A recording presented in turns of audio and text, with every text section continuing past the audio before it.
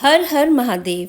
सावन का महीना प्रारंभ होने जा रहा है या फिर कहें तो श्रावण मास का आगमन होने वाला है। तो सावन के महीने में क्या किया जाता है? कुछ ऐसी बातें होती हैं जो सावन के महीने में की जाएं तो घर के अंदर सुख संपत्ति का वास होता है। सावन का यह महीना भोले बाबा को समर्पित होता है। इस महीने में भोले बाबा की यानी कि शंकर भगवान जी की पूजा अर्चना की जाती है। सावन के महीने में शिव भगवान की पूजा करने से भक्तों को मनोवांछित फल की प्राप्ति होती है। कहते हैं कि शिवलिंग पर कुछ चीजें अर्पित करने से भगवान शंकर प्रसन्न होते हैं, जबकि कुछ चीजें ऐसी होती हैं जो शिवलिंग पर नहीं चढ़ाई जाती।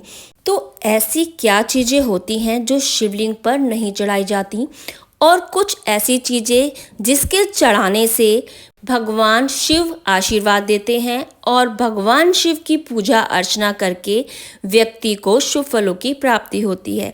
तो चलिए इस वीडियो में सारी जानकारी आपको प्राप्त हो जाएगी। जैसा कि आप सभी को पता है कि सावन का महीना भगवान शिव को अति प्रिय होता है। इस माह में भगवान शिव की कृपा पाने के लिए भक्त विशेष पूजा अर्चना भी करते हैं। इस साल सावन का जो महीना है वो 11 जुलाई से शुरू हो जाएगा और 9 अगस्त तक रहेगा। सावन में भगवान शिव को प्रसन्न करने के लिए शिवलिंग पर कई चीजें अर्पित की जाती हैं, जिससे पूजा अर्चना करने वाले व्यक्ति को शुभ फलों की प्राप्ति होती है। जबकि कुछ ऐसी चीजें होती हैं जो शिवलिंग पर नहीं चढ़ानी चाहिए। कुछ ऐसी वस्तुएं होती हैं जो शिवलिंग पर चढ़ाने की मनाही होती है। चलिए तो जानते हैं शिवलिंग पर क्या चढ़ाना चाहिए और क्या नहीं चढ़ाना चाहिए। तो चलिए पहले तो ये जान लेते हैं कि भगवान शिव शंकर भोले बाबा को सावन के महीने में क्या क्या वस्तुएं अर्पण करनी चाहिए। सावन का यह मास अपने आप में ही बहुत ही शुभ होता है, बहुत ही सुहावना होता है। इस पूरे मास में ही भोले बाबा का अभिषेक किया जाता है। शिवलिंग पर गंगा जल, दूध, बेलपत्र, भांग, चंदन, अक्षत, धतूरा, दही, शहद, घी और सफेद पुष्प अर्पित करने से व्यक्ति को बहुत ही शुभ फलों की प्राप्ति होती है। मान्यता है कि भगवान शिव को इन चीजों को अर्पित करने से सुख और समृद्धि का वास होता है। जो भी व्यक्ति, जो भी भक्त श्रावण मास के इस महीने में पूरे ही माह यानी कि पूरे महीने में भगवान शिव जी का इन सभी चीजों से अभिषेक करता है, उनके घर में सुख समृद्धि का वास होता है और व्यक्ति के मन की इच्छा संपूर्ण हो जाती है। चलिए तो अब बात कर लेते हैं कि शिवलिंग पर क्या नहीं चढ़ाना चाहिए, जिसके चढ़ाने से हमें अशुभ फलों की प्राप्ति हो सकती है।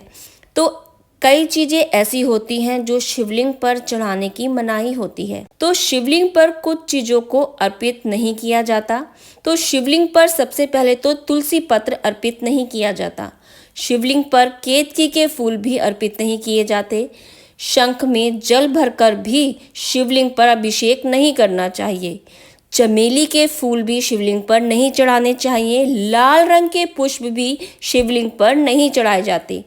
कटे फटे बेल पत्र जो होते हैं वो भी शिवलिंग पर नहीं चढ़ाने चाहिए। जो खंडित बेल पत्र होते हैं उनको शिवलिंग पर नहीं चढ़ाना चाहिए। तुलसी और शंख भगवान विष्णु को प्रिय होते हैं, इसीलिए शिवलिंग पर तुलसी दल व शंख में जल भरकर चढ़ाना वर्जित होता है। पौराणिक कथाओं के अनुसार केतकी के फूल को भगवान शंकर ने श्राप दिया था, इस वजह से उन्हें नहीं चढ़ाया जाता। चमेली व लाल रंग के पुष्प देवी पूजन में प्रयोग किए जाते हैं, इसीलिए इन्हें नहीं चढ़ाया जाता। शिवलिंग पर हमेशा ताजे व अच्छे बेलपत्र अर्पित करने चाहिए। श्रावण मास का ये महीना बहुत ही विशेष महत्व रखता है। इस महीने में रुद्राभिषेक भी करवाया जाता है। इस महीने महामृत्युंजय मंत्र का जाप करना बहुत ही शुभकारी होता है। अगर आपकी कुंडली में काल सर्प दोष है तो इस महीने में आप काल सर्प दोष की पूजा भी करवा सकते हैं, जिससे आपको काल सर्प दोष से मुक्ति मिल जाएगी। तो ये वीडियो थी कि आपको श्रावण मास में यानी कि सावन के महीने में पूरे ही मास में भोले बाबा को क्या अभिषेक करना चाहिए और क्या अर्पित करना चाहिए और क्या अर्पित नहीं करना चाहिए। अगर आपको मेरा ये वीडियो पसंद आया है तो please like share and subscribe ज़रूर कीजिएगा। इससे हमारा हौसला बढ़ता है और हमें पता चलता है कि आपको हमारे वीडियो पसंद आ रहे हैं। आप सभी को सावन के महीने की बहुत बहुत बधाई हो। हर हर महादेव।